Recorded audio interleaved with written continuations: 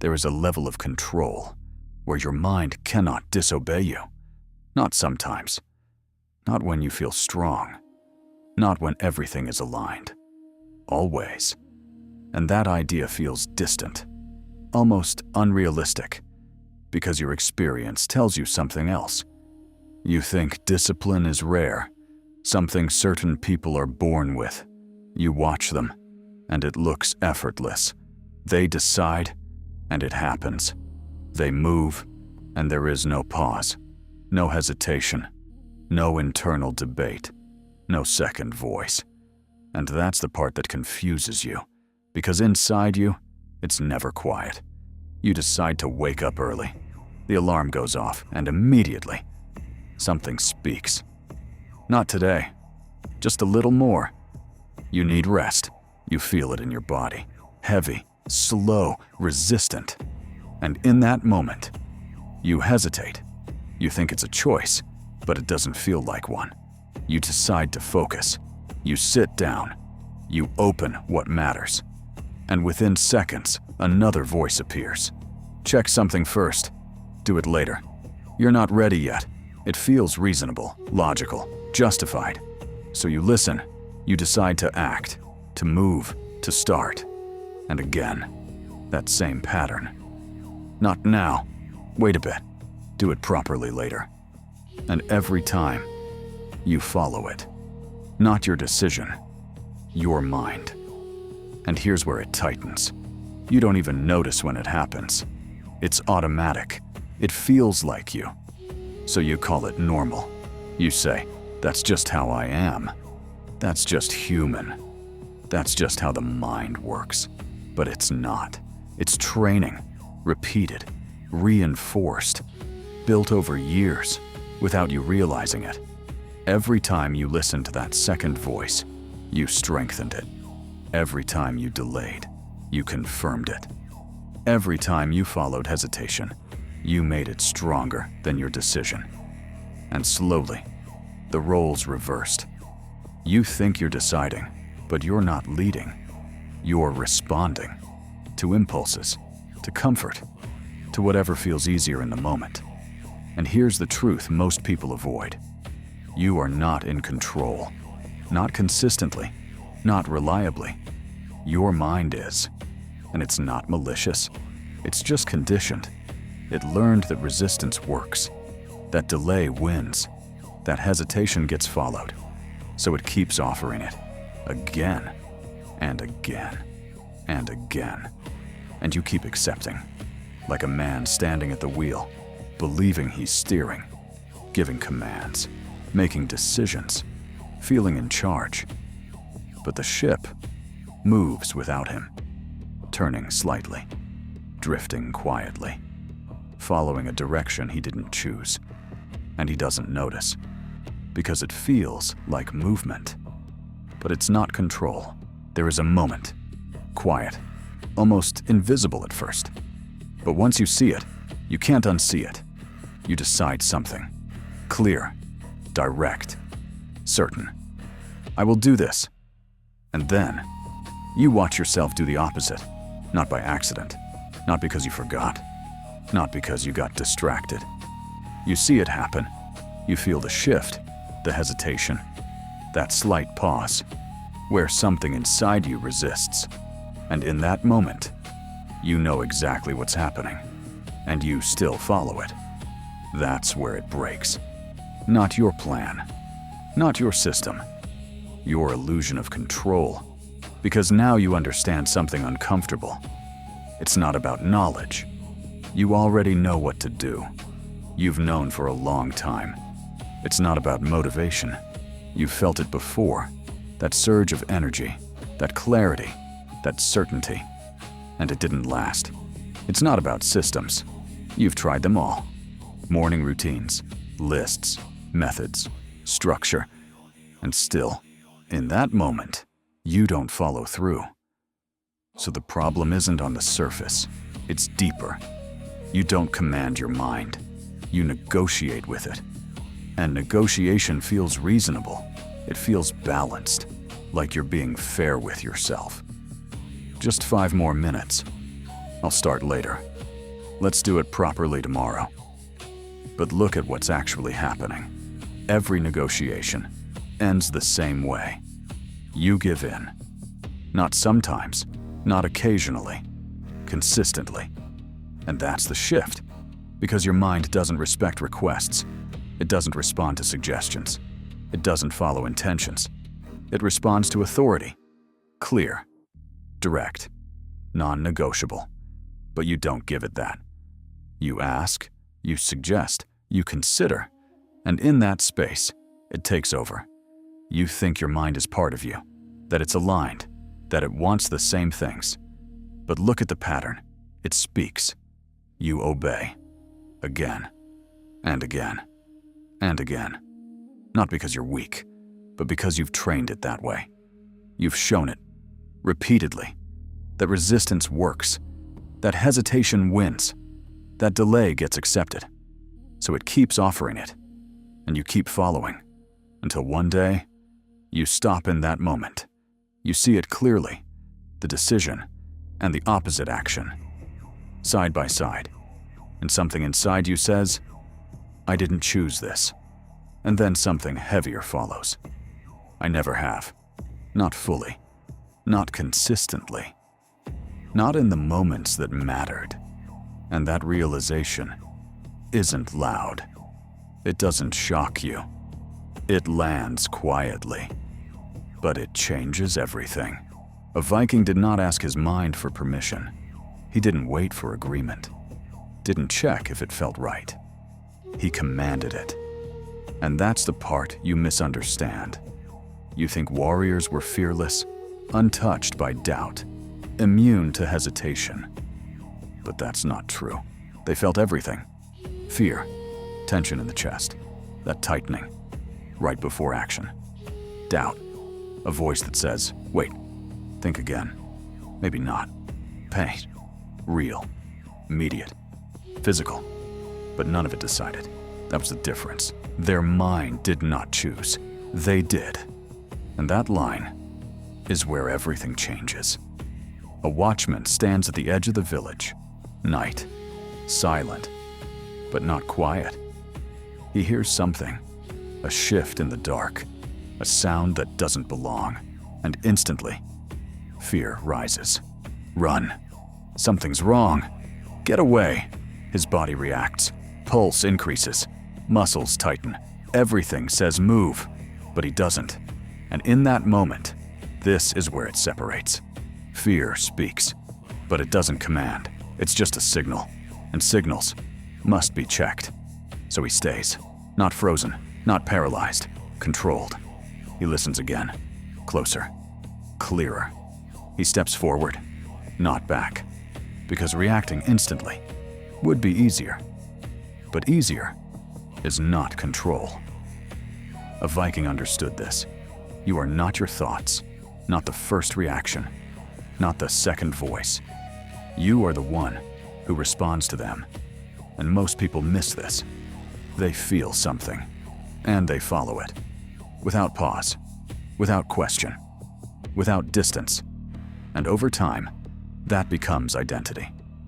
I am anxious. I am distracted. I am not disciplined. But that's not identity. That's obedience to something that was never meant to lead. Your mind is not your identity. It's your tool. Fast, reactive, unfiltered. It generates signals, warnings, possibilities. But a tool does not decide. And a tool that disobeys is dangerous, not immediately, not all at once, but slowly, quietly. In small moments, you hesitate, you delay, you avoid, again, and again, and again, until hesitation becomes default, until delay feels natural, until avoidance feels like choice. But it's not. It's loss of command. So it must be trained, not asked, not negotiated with, trained. Because negotiation creates doubt, and doubt creates delay. And delay, in the wrong moment, ends everything. In battle, hesitation kills. Not loudly, not dramatically. Just 1 second too late. One step not taken. One decision delayed, and it's over. In life, it's slower, less visible, but it does the same thing. You don't collapse, you drift. You don't fail instantly. You fade. Opportunity passes. Decisions get postponed. Actions never happen. And over time, you become someone who waits. Not because you chose to, but because you never took control. The Viking didn't remove fear. He didn't try to silence it. Didn't pretend it wasn't there. He heard it, saw it, understood it, and still acted. Because he removed something else. Disobedience. There is a system, not complex, not elegant, simple, brutal, effective. And that's why most people avoid it. First, you establish hierarchy, not in theory, not as an idea you agree with, in action. You are the master. Your mind is the tool, not equal, not a partner, not something you work with, a tool. And this is where it feels uncomfortable, because you're used to listening, to checking how you feel before you act. You think that's awareness, but it's dependency. The moment you ask your mind for permission, you've already stepped down. So the shift is simple, but it feels sharp. You decide, and that's final. Second, you train obedience progressively, not through big goals, not through pressure, through proof, small commands. Sit, start, continue. 5 minutes. That's it. And here's the tension. Your mind will resist even that. 5 minutes isn't enough. Let's do it later. Do it properly. But that's the trap. You're not training performance. You're training obedience. So you start and you complete. Every time. Because obedience grows through evidence. Not intention. Not motivation. Proof. You gave a command. It was followed. Again. And again. And something begins to shift. Third, you remove escape before the command, not after. Because once resistance appears, your mind will look for exits, and it will find them. A notification, a distraction, a reason to pause. It doesn't need much, so you close the path before you begin. Phone away, tabs closed, door shut.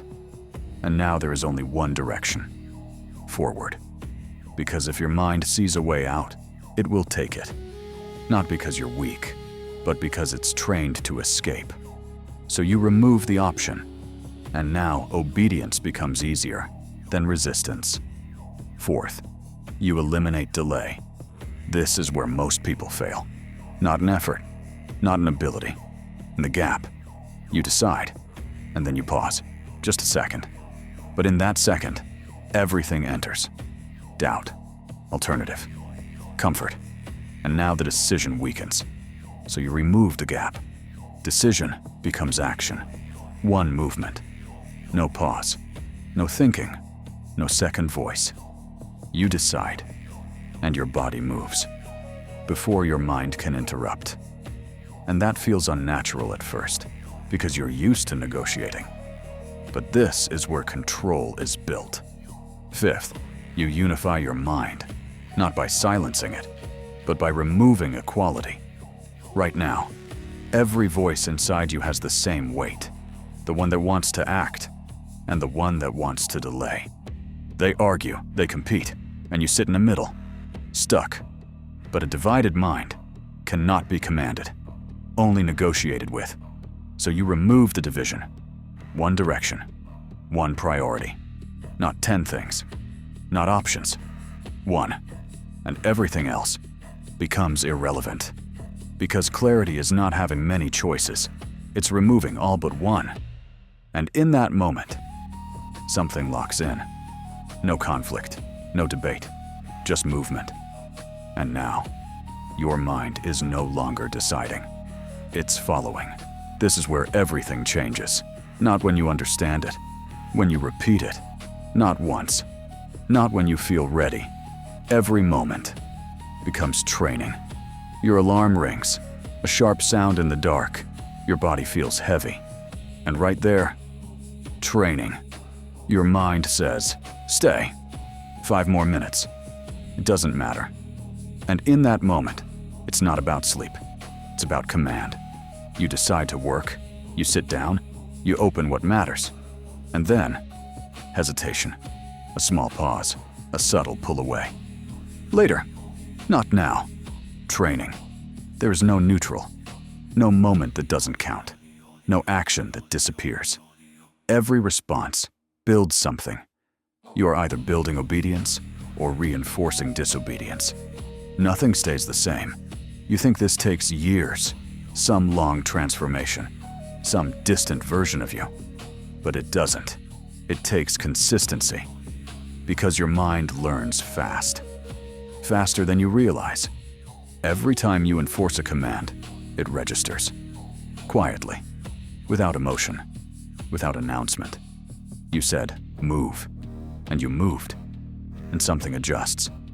Every time you allow resistance, it registers too. You paused. You delayed. You followed the easier path. And something strengthens. Not your will, your pattern. And this is where it turns. Slow at first. Almost unnoticeable. You decide, and there's still hesitation.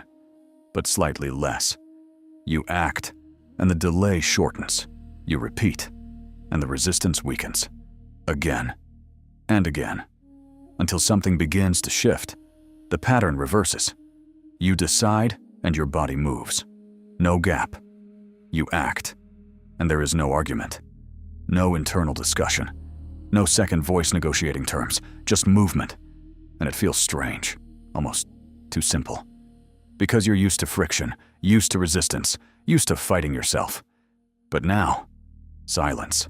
Not empty, not numb. Clear. No hesitation. No pull backward. No quiet voice suggesting escape. Just action. And in that moment, you notice it. This used to be hard. And now, it isn't. Not because the task changed. Not because you feel more motivated. Because your mind learned. It stopped leading. It started following. And now the question becomes simple. The next time your mind speaks, the next time it suggests delay, the next time it offers resistance, will you follow it? Or will it follow you?